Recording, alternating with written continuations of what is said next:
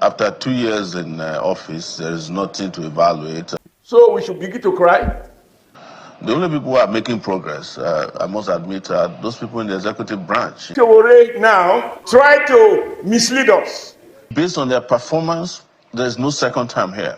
I don't see a second time. When you dismiss in a very sweeping manner that the country is hopeless. After 2 years in office, there is nothing to evaluate. As you referred to my tweet yesterday, I looked at the signature project of the Tinubu regime, which was the 700 kilometers highway known as the Lagos-Calabar Coastal Highway. And in 2 years, they have only succeeded in completing 30 kilometers. That means if they have 8 years, they would only have done 120 kilometers of a highway that they claim will be completed within their tenure. So that tells you where we are. That, for me, is a symbolism of how terrible things have been. But if you look at the energy sector, you look at the security sector, look at where Nigeria is. Nigeria is almost overrun again by terrorists, bandits, kidnappers, all across the country. The security situation is scary. The time this regime came into office, Boko Haram was in Yobe and Borno. As of now, the biggest terrorist camps are close to Abuja, the Federal Capital Territory, and there's one in Kogi, in Okunland, around Obaja now.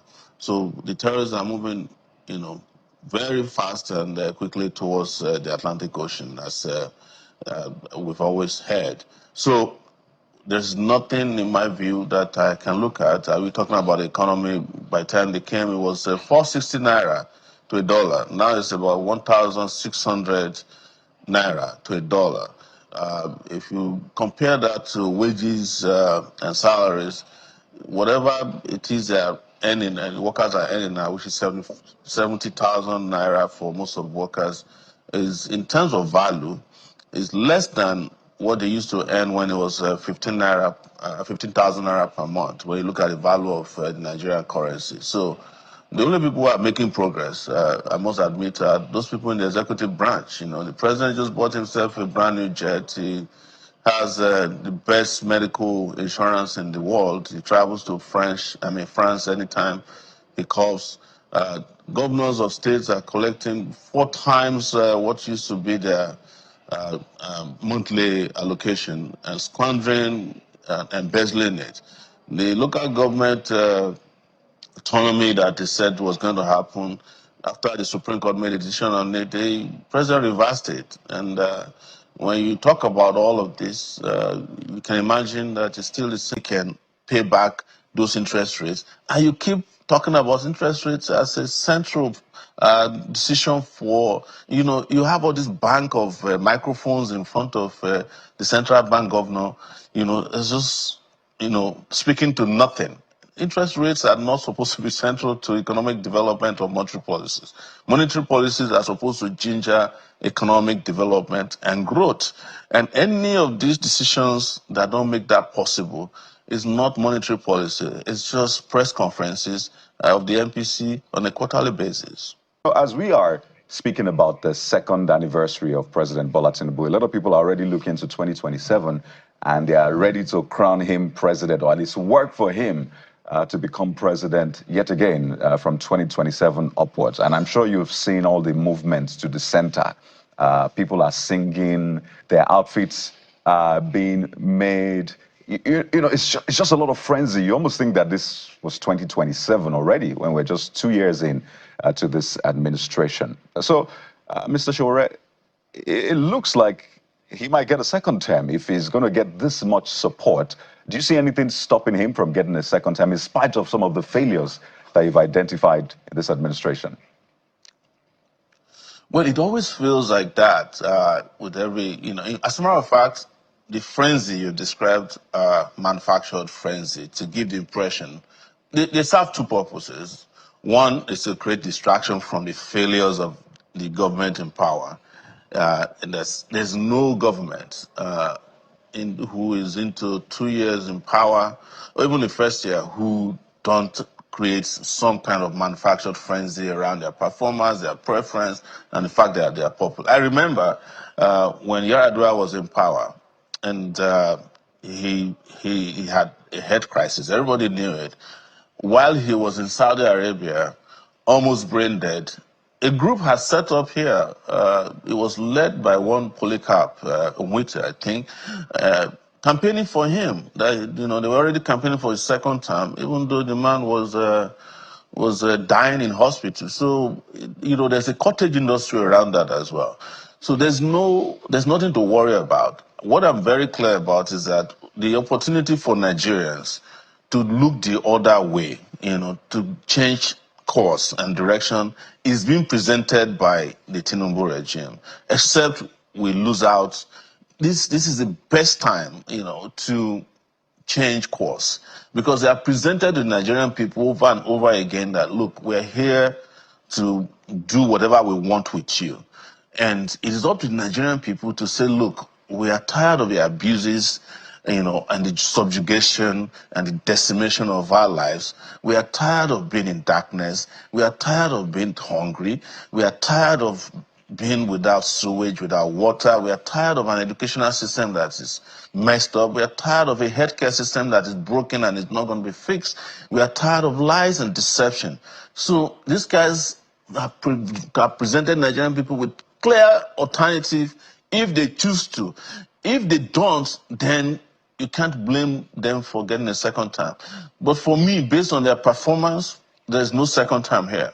I don't see a second time. In fact, I do not see an end to a first time that will end well, because they have not started well. I heard Sowore now try to mislead us. It is this same cynicism, doubt, dismiss, sweeping generalization that misled those or some of those who struggle for democracy to say nothing good can come out of the military. They don't mean it. There will be no election. A rat cannot give birth to a rabbit. There were all kinds of stories. How can the military midwife real democracy? No, it's not possible. Because it's always better to dismiss everything. We'll get a lot of applause. Then the bad guys decided, since you guys who fight and you keep dismissing those who were in charge of the system you want to change, we will go in there. They went in and they captured power. And they changed the contour of power. They changed the rules of the game. And I can speak with authority why I say, when you dismiss in a very sweeping manner that the country is hopeless, the system is impossible, so we should begin to cry.